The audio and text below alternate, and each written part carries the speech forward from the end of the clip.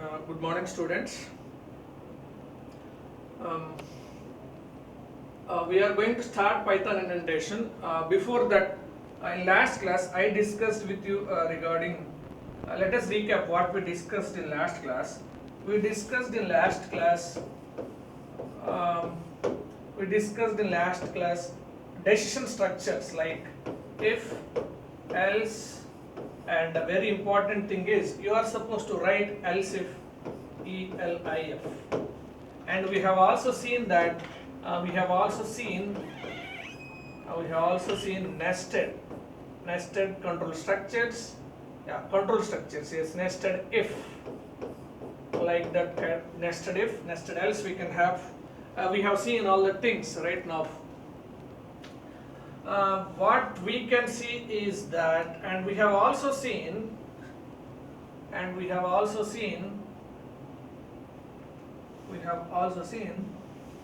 second one. We have also seen what we have also seen. We have also seen loops.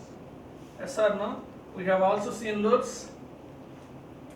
Especially I discussed with you for loop, and I also discussed with while loop, and we also discussed nested loops.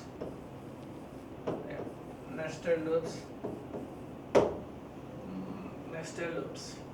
and mainly we focused on one program repeatedly in all these things. That is nothing but a prime number program.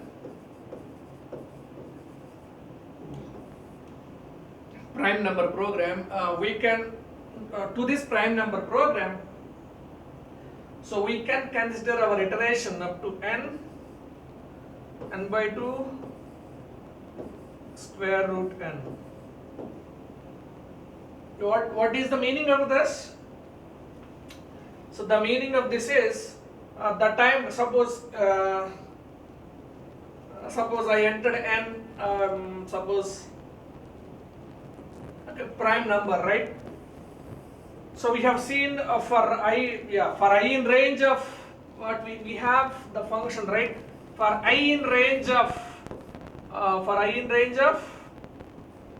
2 comma n, we will write this. Instead of this n, we can write n by 2 square root n. Okay, square root n is the best solution.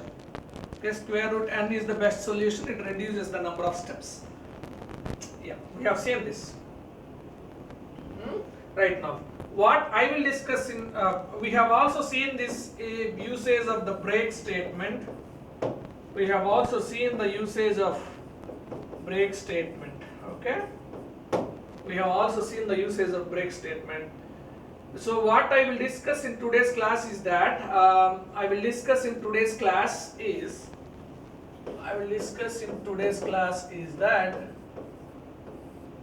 today's class I will discuss with you regarding Python indentation. I will discuss with you, and I will also focus on keywords. I will also focus on keywords or reserved words in Python. Keywords or reserved words. And I will also explain to you applications of this application programs. We'll see some of the application programs for loops or keywords or anything. I will go through this entire session with programs. Yes. So let's try to go up with this. Yes, Python indentation. So this diagram is very important in exam point of view. Yeah, very important diagram. Okay. Yeah. Block 1, block 2, block 3. I have block 1. Next line. By giving some of the spaces, I wrote block 2. Next line, again I wrote some set of statements in block 2. Next I have block 3. Okay, so if I want to come out of that block 3, I am not following the indentation. Okay, I am writing in the line of block 2. Then the statements what you will write, it comes under block 2. We have seen that. We have seen all the things while explaining the program for prime number. Okay, and if you are not following the block 2, then the statements what you will write here, it comes under block 1. Okay, right. That's it. It is very important diagram. We will see some. We have seen several examples of this prime number program. Okay, now. Okay, Python uses a different principle called as indentation. White space at the beginning of the line is called indentation. So here you are giving this is what is indentation. This is what is indentation. What is indentation? This is what is indentation. And in most programming language, indentation has no effect on program logic. Okay. Other than your Python programming languages, if you are giving more number of spaces, that will not affect. Sometimes it increases the readability, but in case of Python, it's not like that. Every space is count in Python. So it is used to align statements to make the code readable. However, how it works in Python is, however, in Python, indentation is used to associate and group statements. What is the meaning of this? This is nothing but block. Writing block. Block in Python. This is nothing but block in Python. Okay. Now, Python programming gets structured through indentation. That is fine. We have seen that. We'll see some more examples. And code blocks are defined by their indentation. Yes, code blocks are defined by their indentation. And now, this is the conclusion statement what I am supposed to give. In C, we use these white spaces for user readability. Are you getting my point? In C, we use these white spaces for user readability. In case of Python, it's a language requirement, not the matter of style. It is a language requirement, not the matter of style. It is compulsory in Python. We are not using it for style, whereas in other languages we will use it for a style. But here it is not like that. Okay? Clear? Yeah. We'll see an example, right? Yeah, good. We'll see an example now. Yes, look at this. Now tell me what is the output of this program.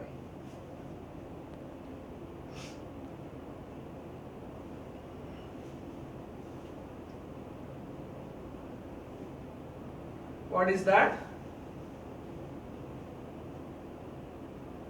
What is that?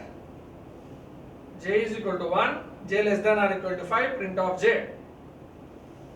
So initially j is equal to 1 while j less than or equal to 5.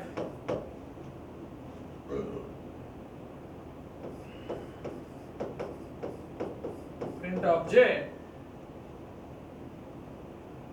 Next, what you are writing, j is equal to j plus 1. Now tell me, so this full stop is not there.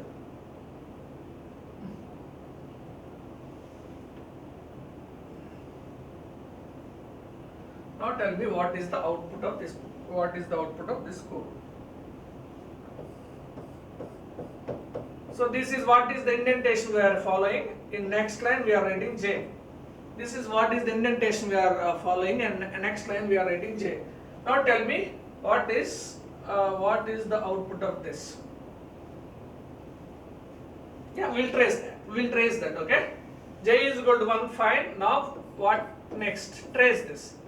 So j is equal to 1. 1 less than or equal to 5. This is correct. Okay, this less than or equal to 5, you are supposed to write like that. There is no way to write your less than or equal to like this, but this is the only one way to write. Okay, and print of j. What is j? 1. So now it prints what? It prints 1. Yes, it prints 1. And what is the return value of print statement? The return value of print statement is it prints 1, and in next line cursor gets weight. This is very important. Okay. Remember that. Okay. Next, then what happens? J is equal to j plus 1. Now your j becomes 2. Okay. After that, loop repeats. Now what happens? 2 less than or equal to 5. This is correct. So print of j, 2 gets printed. Next line cursor gets weight. Okay. Next, j is equal to j plus 1. J becomes now 3. J becomes now 3. Loop repeats. 3 less than or equal to 5. Print of j, 3. Next, j becomes 4. Okay, 4 less than or equal to 5. Right, that is true. Print of j, 4 gets printed. Next, j becomes 5. 5 less than or equal to 5, correct?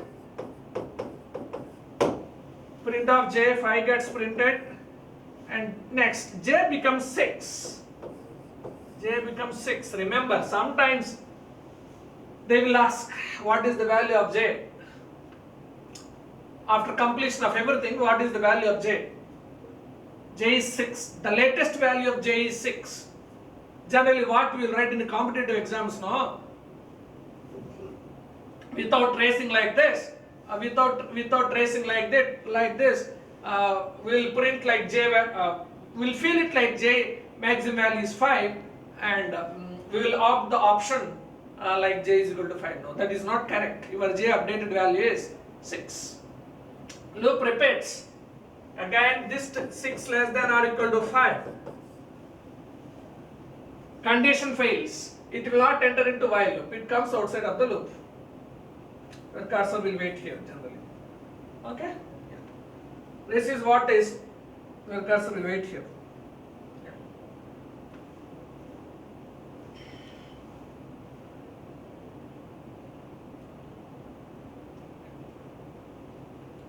Now, yes.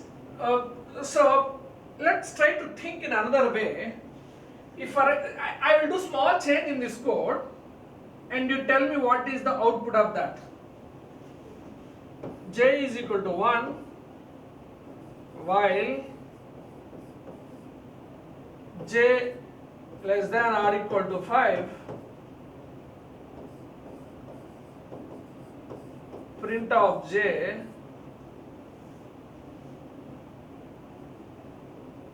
is equal to j plus 1.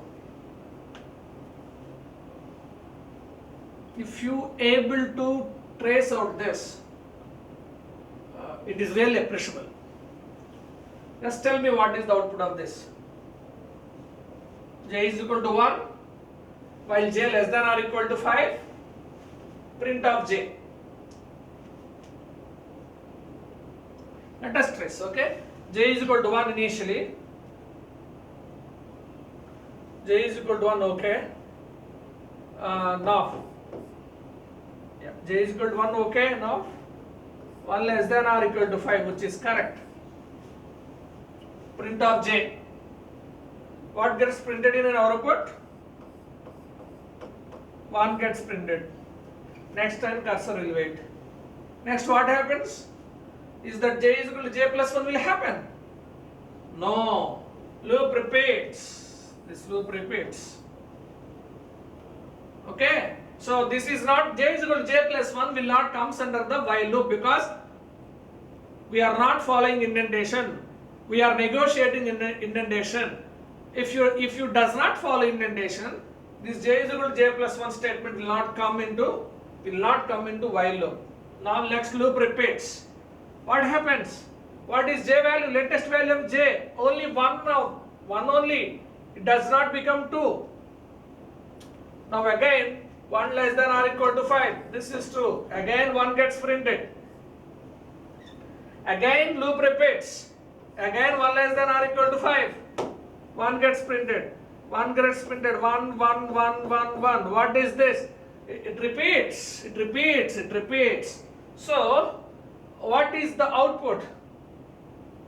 What is the output? Our output is infinite loop. Infinite loop. Infinite loop. Print avutane untadi. It gets printed, printed, printed, printed. Okay? Okay? Yes. So your output is infinite loop. Okay? Your program, your interpreter will not execute the statement j is equal to j plus 1. That statement never gets executed. That statement never gets executed. Okay? So it is infinite loop. On monitor, the output of interpreter is infinite loop. It is printing continuously, printing 1, 1, 1. If you want to come outside of that, you need to type Control C or Control D. To come out of this, you type Control C, Control plus C or Control plus D. You try this, or Control plus D. You try this. Okay. Now, so this is how this is what is the importance of indentation. What happens if you follow indentation? What happens if you are not following the indentation? You must know it. Okay. Yeah. Now, let's move to the next slide. So Boolean data types. We have seen already. This kind of data types already we have seen. Okay. But let me go deep into this. Let me give detailed idea regarding this. To implement Boolean data type, there is a keyword called bool in C. In Python, in C we have bool, but of course we don't need the information like what Python has, because we will never take care. Because we will never take care about the data types. Okay, Python internally takes care about it. If you want to know what is the data type of Boolean value, how will you know? There is a function called as, there is a predefined function called as type. Okay, if you give type of true, what is the output? If you give type of true, what is the output? It comes under Boolean class. It comes under Boolean class. Everything in Python is an object. Okay. Yes, an object is generally reference to a class. Okay, that we already discussed. An object is generally reference to a class. Everything in Python is an object. An object is generally reference to a class. Okay, suppose I am having a 10. That is an integer class. Now, see, suppose if I am having 10 is an integer class A. 10 is an integer class. So A, suppose if we give A is equal to 10, A is a reference to this class. A is an object which is referred to the integer class. Similarly, this true is also like this. True comes under its bool. Okay, yeah. It's bool. Okay, it comes under the class. Yes, it comes under the class bool right now. If you give k is equal to true, if you give statement k is equal to true, okay, k is a reference to this class. If you type type of k, this gets printed. Okay. Now, yes, in Python we have two values for Boolean type, that is true and false. Capital T, capital F here. Okay. Python is case sensitive language. Case sensitive. It gives more importance for the letter what you are writing, whether it is a capital letter you are writing, whether it is small letter you are typing. Okay. Yeah. Now, yes. Now, so 1 equal to 1, output is true. Type of true is bool. Type of class bool. Let us look at this. So 1 equal to 1. What is our output? True. Next look. 5 less than 3. 1 equal to 1. Output is not 1. Remember, output is true. And 5 less than 3. Output is true. X is equal, I am considering x is equal to true, y is equal to false. X or with y. True or with false. What is the output? If you want to know the output, you should know the R truth table. So in our case, if any one of the operand is true, your output is true. Okay? So your output is true. Now, output is true now. Now, x AND with y. What is AND truth table? If any one of the operand is false, your output is false. Next one is true equal to 1. This is very important sense, okay? This is where you are going to catch in the interviews. True equal to 1. What is the output? True, yes. You check in your lab or you check in your system. Okay? Very important thing. X is equal to 10. X is equal to 10, y is equal to 1. X less than or equal to y, 10 less than or equal to y. Is it true? No, it is false. So output is false. Output is false. Now, true plus true. This is, look at this example is very, I am very much interested. You do this kind of experiments. We have all done this kind of experiments, okay? True plus true. What is your output? Generally, you will think true plus true, you will think like true. Right? Think generally true plus true, it is true. But here the output of Python is true plus true is 2. Yes. Good example, okay?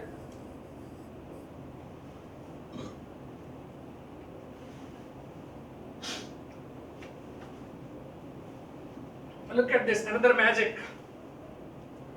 Look at this, another magic.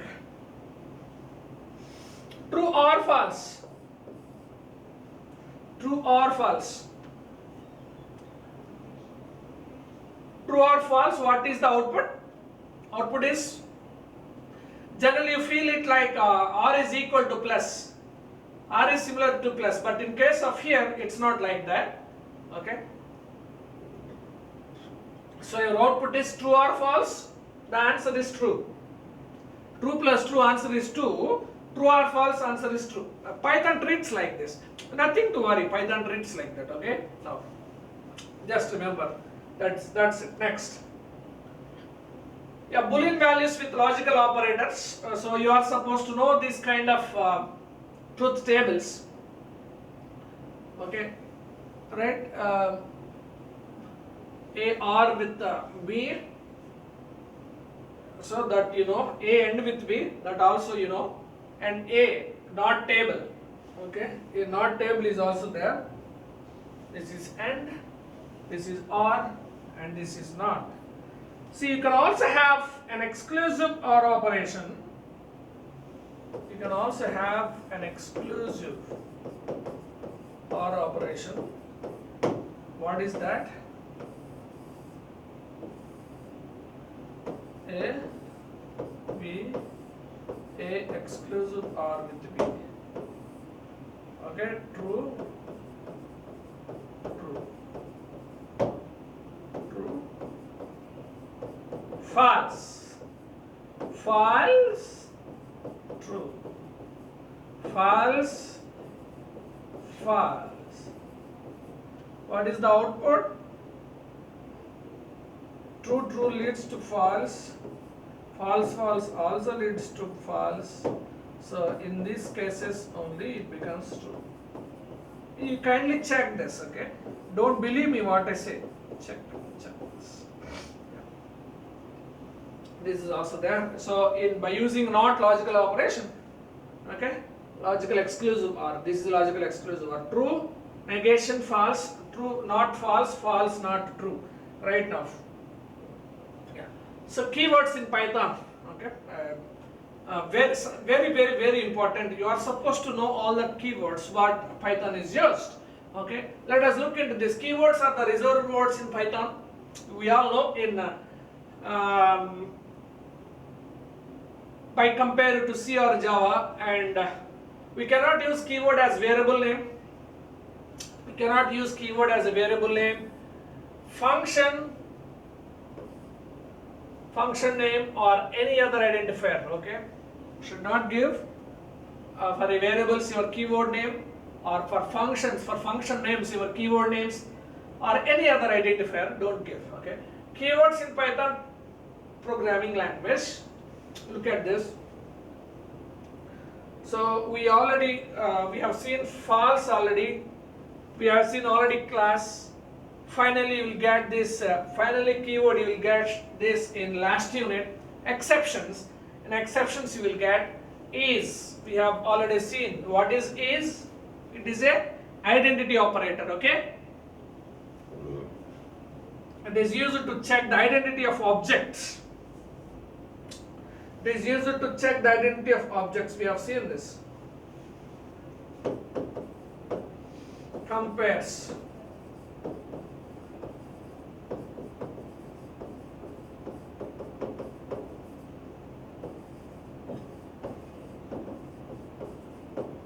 Yes. Next, return. I'll use these return statements in functions. None. I will explain what is none of. Continue also I will explain. For we have seen lambda. Lambda is explained in third unit, which is used as anonymous functions. To write anonymous functions, we are supposed to use this lambda, anonymous functions. Very important question you will get. Anonymous functions.